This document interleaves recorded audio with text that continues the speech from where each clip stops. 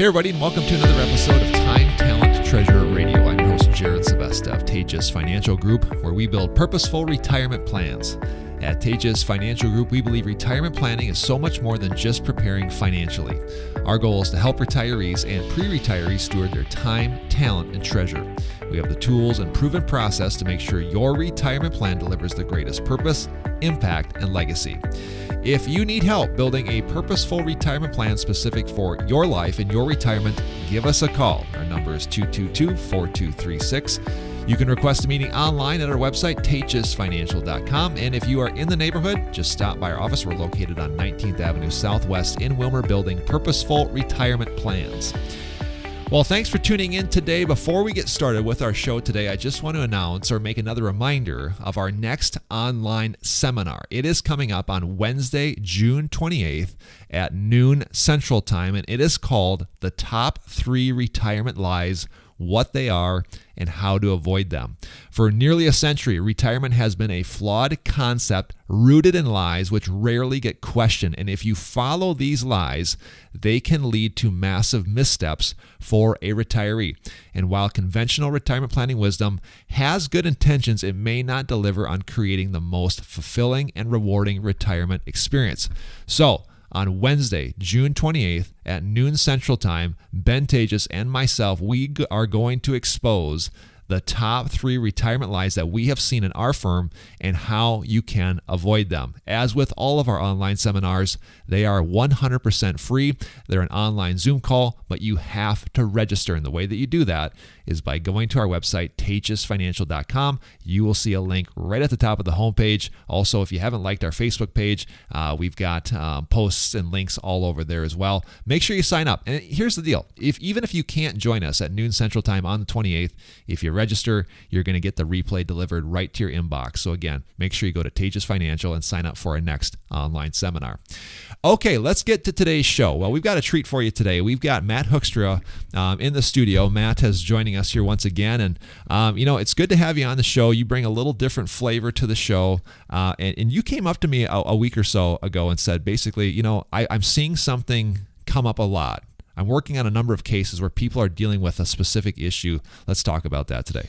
Yeah, so what we're finding is there's a lot of clients of ours that are going through wealth transfers, and their folks are passing, and they're receiving part of the estate, and we're just seeing some issues with that. It seems like our clients who are generally 50s to 60s. Their parents grew up in a generation that just did not talk about money at all. Yeah. And that it leaves a lot to be desired when you're dividing up an estate. Yeah. And you've seen a lot of cases where the communication didn't happen, unfortunately, and now you're kind of left, I don't want to say picking up the pieces, but trying to kind of sift through all the details, and that becomes a problem, and that's kind of what you've seen. Yeah, so I guess some of the phrases that I hear from the older generation, the parents, are, they can deal with it when I'm gone, or it's none of your business. And while that may be true, there's some things that you can do to plan to avoid what I would say are major pitfalls. Yeah, cool. So what are some of those pitfalls? Well, I think the first 2 here are more, I guess, money driven, and they would be just taxation issues, and nursing home conflicts. So, when we don't talk about money and we don't talk about our plan, sometimes things happen, like land gets sold before the parents pass, or it doesn't get sold at all when it maybe should, to avoid, some of that nursing home spend down, and then families are left, with nothing, and that just wasn't the overall intention. But I think the one that's come up for me a lot over the last, I would say, year or two, is I've got a number of families working through family conflicts where, for the most part, people don't necessarily look at their parents' death as a financial transaction for them. Right. Most of our clients are saying, hey, we want them to bounce the last check. They worked very hard. We want them to spend it. But one of the things that we've seen is there's farmland involved. And, one of the family members is farming and some of the other siblings aren't.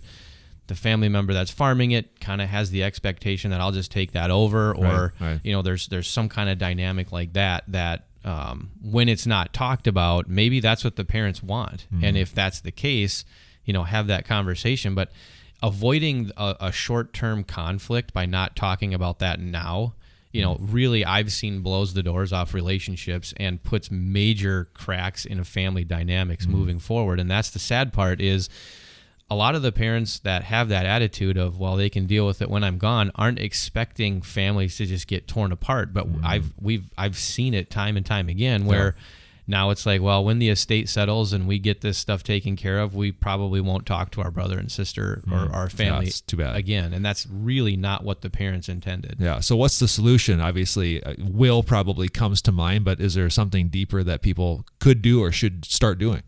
Well, I mean, having those conversations with your family, you don't have to go through line item by line item and talk specific values on things and let them know exactly what the dollar amounts are and things like that. But I've seen work is not too long ago a client of mine came in and said, our parents sat us all down and said, this is what we expect to see happen with farmland, with cash, with investments, things like that. This is what we would like to see happen, so that when they passed, they were all on the same page. And then they had a binder of all of their account passwords, all of their people they had to deal with, their advisor, their attorney, where their assets were, what was in their assets, so that they really opened up the book and just executed that, and away they went, and the family members all really stayed together, and it ended well for everybody. I can imagine having that conversation is probably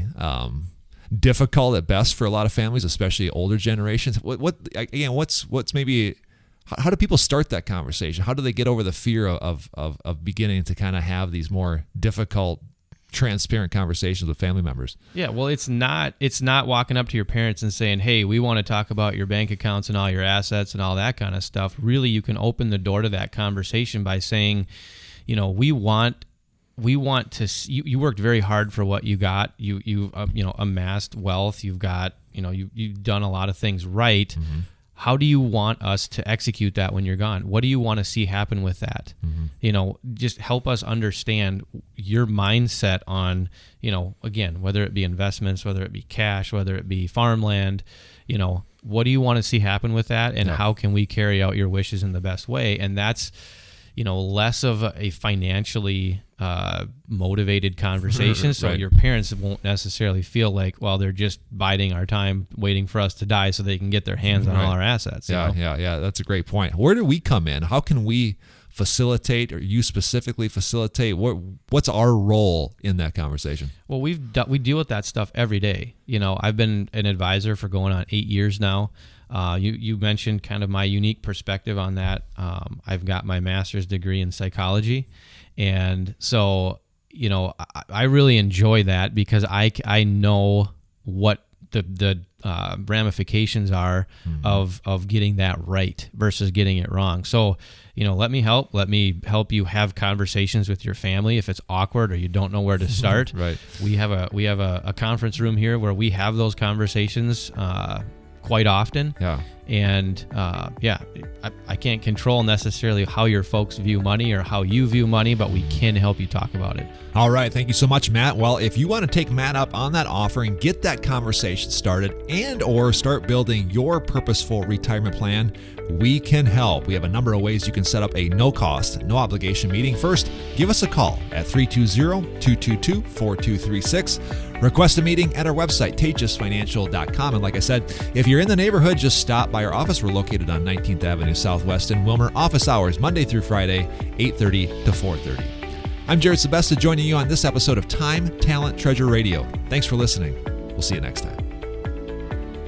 Securities offered through Avantax Investment Services. Member FINRA SIPC. Investment advisory services offered through Avantax Advisory Services. Insurance services offered through an Avantax affiliated insurance agency.